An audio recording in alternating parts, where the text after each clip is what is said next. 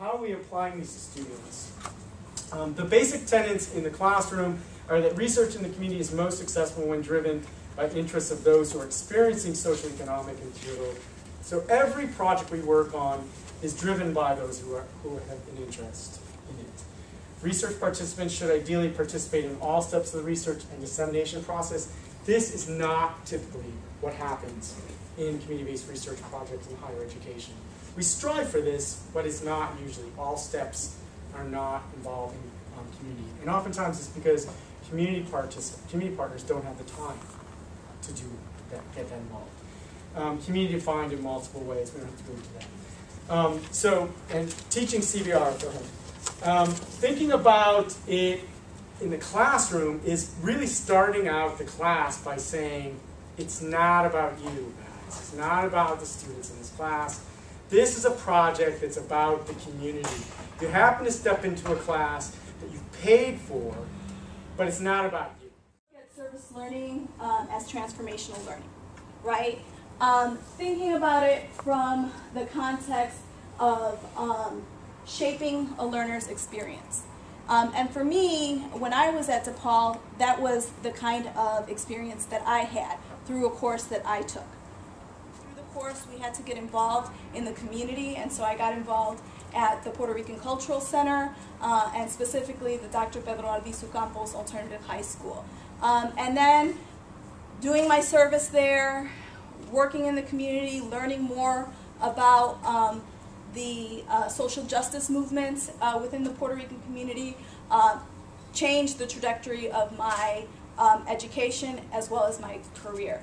And as a student, I became an activist not only on campus, but also within the community, and I became part of the National Committee to Free the Puerto Rican Political Prisoners. That was in 1995, 1996. Ricardo Jimenez here is actually a former Puerto Rican political prisoner. And so my participation in that movement, in that campaign, I was able to see their release in 1999. And for me, that was such an impactful moment, seeing how my participation in this campaign that had been going on for 19 years had resulted in a clemency offer to the Puerto Rican political prisoner. So my experience as a student taking a course that put me in a community setting transformed my education at DePaul and transformed what I did with my life. That experience for me has made me want to create those experiences for other students. And I believe through the courses that I teach, and because they're so personal, and because I connect them to topics, issues, community organizations that are part of my passion, I think that translates into how the students are. I have students do an activist engagement project, and this is their service learning project. For this particular quarter, these were some of the projects that students were able to do. So one focused on immigration, working with the Immigrant Youth Justice League, an art and activism, working with an organization called Kumba Links, human rights, the National Boricua Human Rights Network, which we'll be hearing from shortly, public housing, so working with the Logan Square Neighborhood Association on saving Lathrop Homes, which is a public housing project on the north side, and women's advocacy, so working with the Chicago Metropolitan Battered Women's Network, and then anti-militarism, the School of the America Watch. I don't define what the students have to do as their projects, they have to create it. And so within 10 weeks, they really have to engage with their community partner, figure out what they can do. Many times they raise funds on campus, they host activities on campus, they do tabling. All of it they have to define for themselves, and they have to really take the initiative on this, because I think that that's an important part of those of us who engage in activist work. It's very hard to get your message across, and you have to use a lot of different mediums. And so part of how we spread the word is reaching out to folks. And so students have to learn these skills, but within a context that's also supporting. Political repression and criminalization of progressive sectors of Puerto Rico, particularly the independence movement. Primarily, lately, we have been concentrating more on the whole situation of the Puerto Rican political prisoners. basically because I think here in the United States, most people do not know that Puerto Rico is a colony of the United States and there exist political prisoners.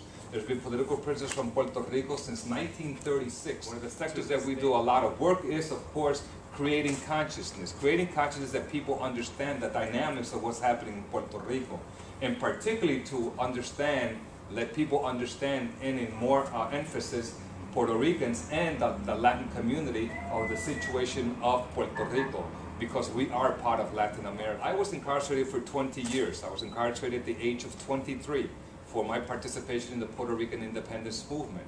I was released in September of 1999 due to an international campaign. At one time, we had something like almost 30-something people incarcerated for the Puerto Rican independence movement. In 1999, after a national campaign that was supported by Nobel laureates like people that you might know, Nelson Mandela, Desmond Tutu, Esquivel. Here in the United States, the wife, the widow of Martin Luther King, Loretta Scott King, also supported our movement, and including ex-president President Carter. I was given, we were negotiated, and we were given an offer of clemency, a commutation of sentence by President Clinton. In 1979, 11 of us, 6 men and 5 women, were released after 19 and a half years in prison. There remain still at that particular time 3 more prisoners. They have thereafter been released. The last one being released, of course, that Marisol said, was Carlos Alberto Torres, after being in prison 30 years and 4 months for his participation in the independence.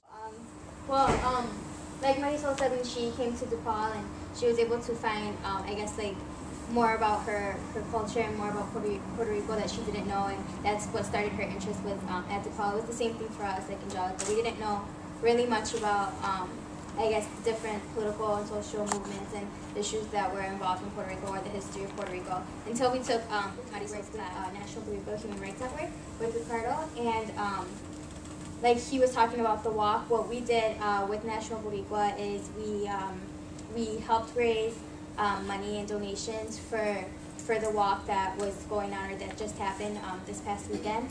And then more than anything, I think we just brought awareness to the cause, to people at DePaul who like us didn't know anything about it before. You know, I think both of us just have taken a lot away about activism from both courses that we've taken with Marisol and by working with National Boricua. And what we did, like, more into the table, we got donations. We actually got a lot of water, which we were really surprised, and like granola bars and money. But like she said, we just wanted to help DePaul, like, get aware of, like, things, you know, because when people walk by, they're like, you know, what is that?